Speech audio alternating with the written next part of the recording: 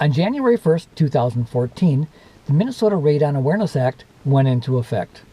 And this act requires sellers to disclose what they know about radon, or the presence of radon in their house. For those of you not familiar with radon, it's a natural occurring gas. It's caused from the decaying uranium and radium, and it's deadly. And it's just wicked stuff.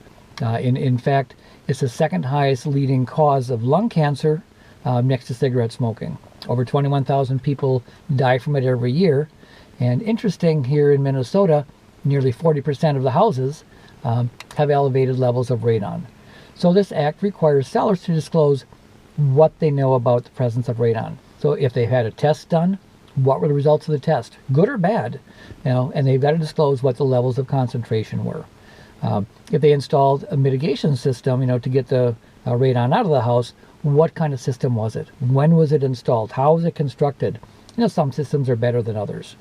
There's also a very specific warning that has to be part of your purchase agreement, and you're going to see this on the disclosure form itself. So you don't have to worry too much about creating it. If the form doesn't have it, you can look it up. It's very specific as to the wording. There's also an educational component to this. It's not just disclosure, it's education of the buyers. And the Minnesota Department of Health has put out a 24-page pamphlet that it's awesome. It's really good information. It's goes through all the cause and the effect and the mitigation, and that is required to be given to buyers, and actually before the purchase agreement is written.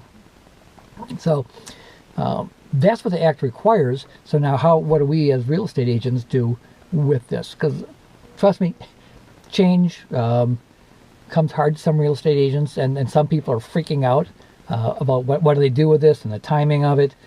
And it's just the timing. Any purchase agreement written after January 1st, 2014, the buyer has to be told before, disclosed what the seller knows, the warning, and then given the 24-page pamphlet.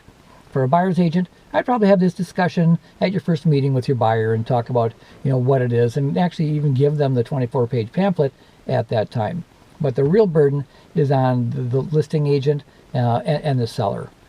I'm encouraging my agents to just make a supplement, get a PDF of it, put it on the MLS so that it is always there prior to the purchase.